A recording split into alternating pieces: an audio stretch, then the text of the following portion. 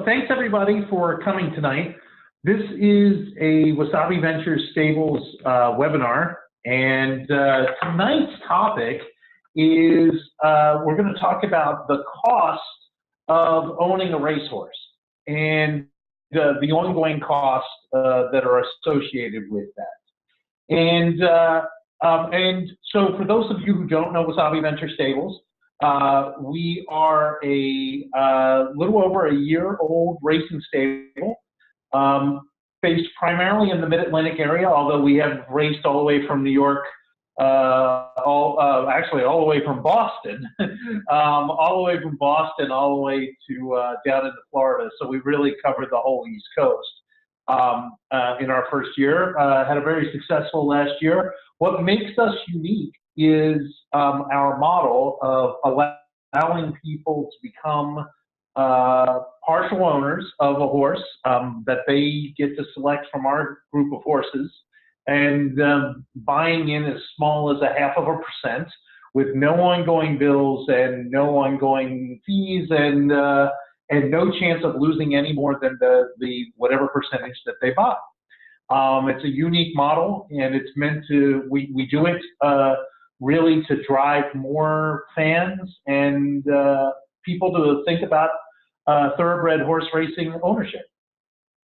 And we had a really great first year. We're up to 100 and some club members, and which is great. We had 11 wins last year, and we had a win already just last weekend, or it's a week and a half ago. And I think we're sitting on a win or two this weekend. So, so we're looking forward to what happens next. With the preamble done, let's talk about horse racing, the cost of horse racing ownership. People will read articles and see articles or see data points where a horse costs, you know, millions of dollars or tens of thousands of dollars, or whatever the price of the horse that they see. What people really don't understand, if they're just a novice, or honestly, even if they are experienced horse handicappers or fans, is that what the ongoing cost every month looks like for owning a racehorse. Owning a racehorse is an expensive venture.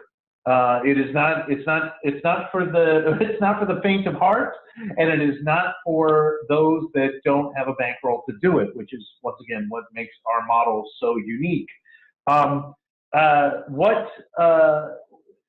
So the actual cost of a racehorse, the price that you pay, can often be small.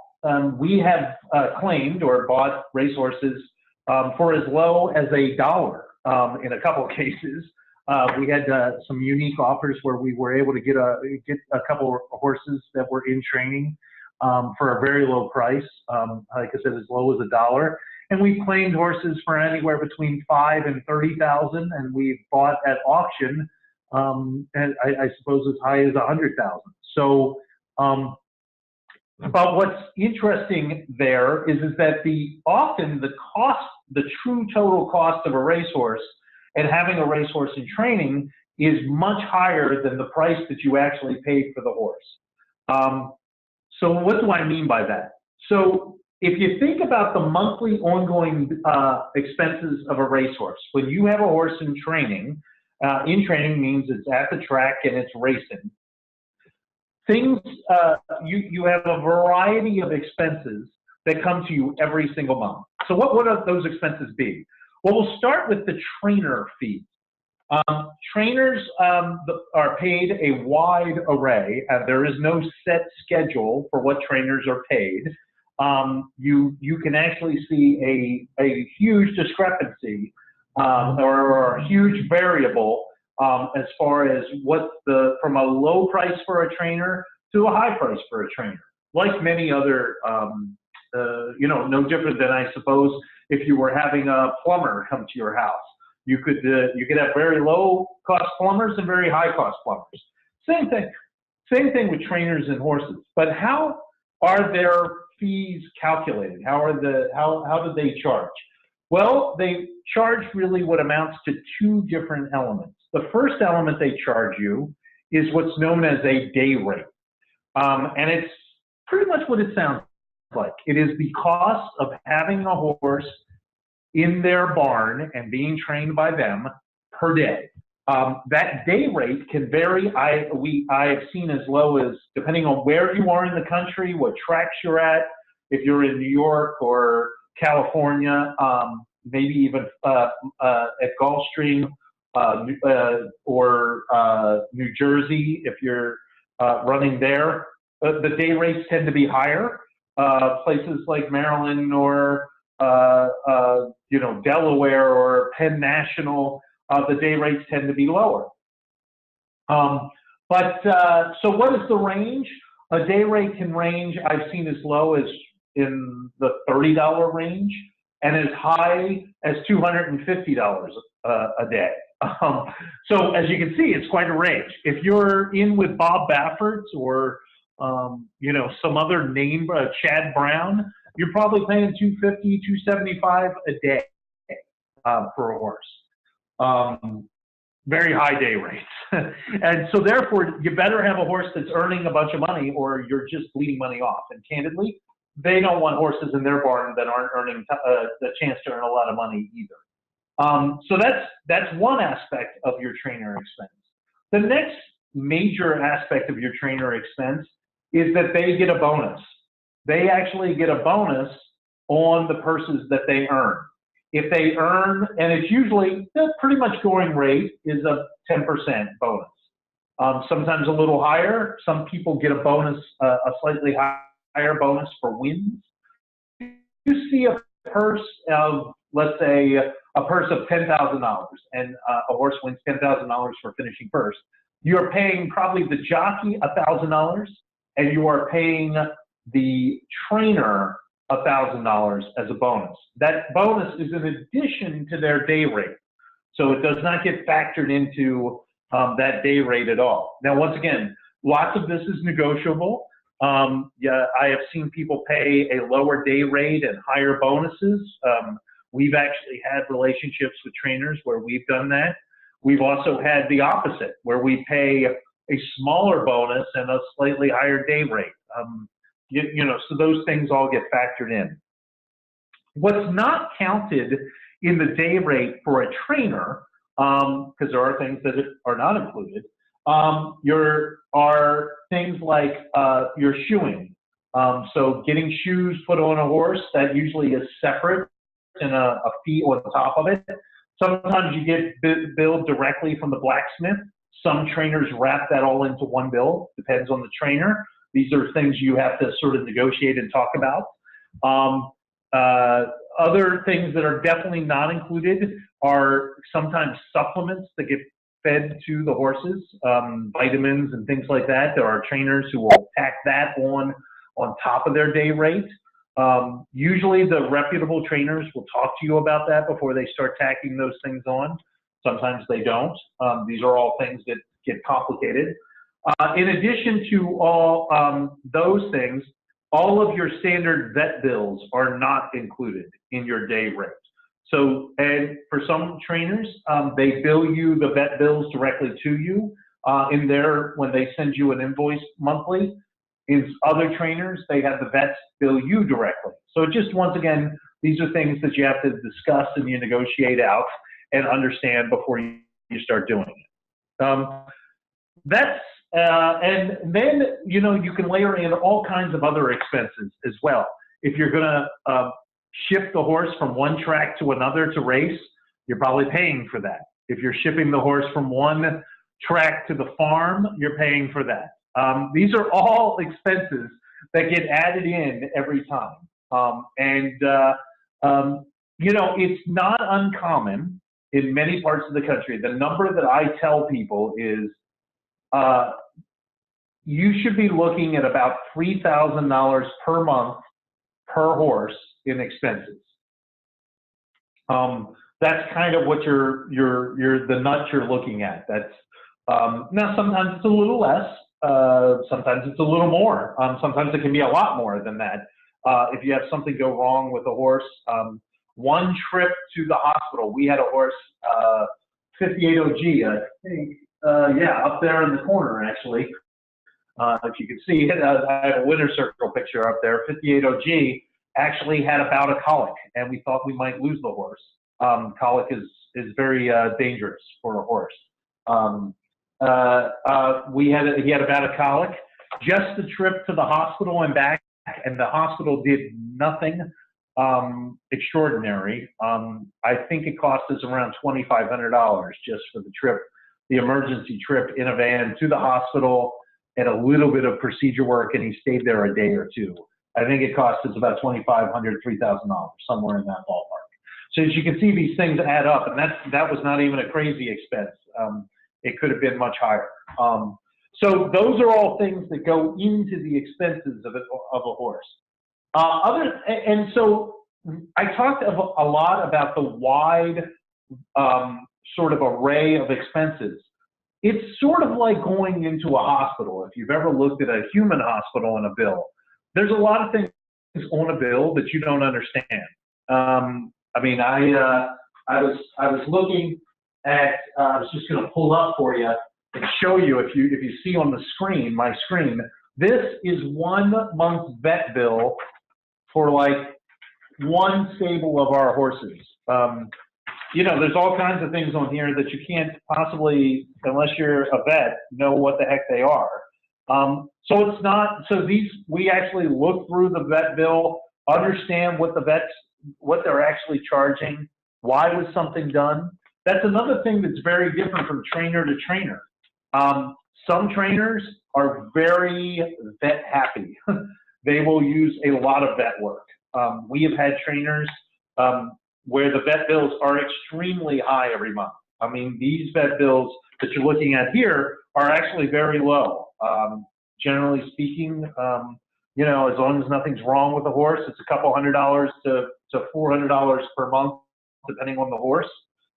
Very low. I've seen vet bills with some trainers, even for a horse that's in perfect shape, it can be $800 a month because they are using the vets a lot. These are all things that you have to keep an eye on and monitor and work with your trainers on. And if you don't like the answers, you get new trainers. Those are all things that we deal with and do all the time. The net that I want you to take away from the expenses is that there is a never-ending sort of string that come in, and that's what makes the Wasabi Ventures Stables model so interesting. None of those bills end up. You don't get a monthly bill as a club member in one of our horses. We absorb all of that. We pay all of that. If the bills exceed what's earned, that's our problem, not our club members who are part of horses. That's why it's such an interesting model and been so popular. So you can have, for a couple $100, be a part owner of a horse, and if the horse does really well, you can actually share on the upside of it with our model. So it's an interesting and fun model. Any questions out there about horse expenses or ongoing expenses or the way we run things? I'm happy to answer questions. It really was a short webinar tonight, but a topic that a lot of people had questions about. Elizabeth asked, how often do horses get shoed and what is the cost? Really great question. Once again, it depends if the horse is running or not and what kind of shoes they're wearing. There is a wide array of shoes depending on the horse and where they're running. So I would say the short answer is assume about every 4 to 6 weeks. If you have a horse in active training, you're getting a bill and the horse is getting reshoed. If the horse is on the farm, then they may not be getting shoed as often. You know, and the shoeing is a much less expense. What they can cost, our shoeing ranges anywhere between $100 and $300, depending on the shoes that get put on a horse, and if you need just fronts or do you need fronts and backs, and if there are shoes that have this sort of sometimes have extra pieces to sort of fill in parts of hooves. Those can be very expensive. We had a horse quite a while ago that one of our early ones, Smart Alex, where the shoes were incredibly expensive. Every time the horse had to get shoed, it was like $400. So these are things that are different. But generally speaking, I would say you're in the $100 to $150 range every time a horse needs to get shoed. Any other questions or things? And you're free to type those questions if you're on, like Elizabeth just did, or if you have the audio, you're also free to just ask verbally that question. Oh, that's a really great question, Elizabeth, and I should have covered that. Do you know what a day rate is for a layup facility as opposed to being on the track with a trainer? Very good question. The range can be all over the place. Some of that depends on what you're doing with the horse. So let's take some, I'll give you a wider set of answers here so that I can try to be as complete as possible. Let's say you're putting the horse in a layup facility because it's just the winter and you want the horse to, you know, be at a place and because they're a turf horse and there's no turf racing. We have a horse right now that's like that. You can find, and you don't, so you're not going to need any training, no exercise. They just turn them out and, you know, feed them and take good care of them and, you know, sort of let them act like a horse for a while. You can pay as little as $15 a day, depending on where you are in the country, up to $50 a day, even for that light amount. But that $50 is very, very high. Let's go to the opposite end of the extreme. Let's say you have a horse that's actually physically having issues and you're laying it up off of a surgery or something like that. Well, then there's a little more intensive medical work that may need to be done. So you're going to probably be on that more on that $30 to $40 range, once again, depending on where you are in the country, but well, let's say 25 to 40, just to give you a range. And then you have places where, let's say you have a horse that is a yearling and going to be a 2-year-old. We have a 2-year-old right now on a farm, but they're actually in training and being broken and all of those things. That's much more in that $40 to $55 range, so even on a farm. So you can see a pretty wide range. It's also a different price if you are having a mare, and the mare is actually pregnant and you're going to be foaling and all of that. Those prices also vary greatly.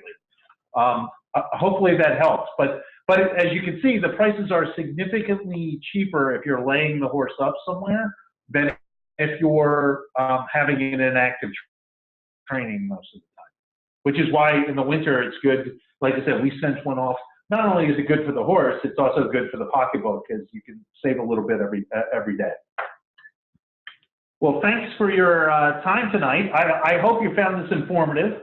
For those of you not with us tonight, I am going to, we will record this. We did record this.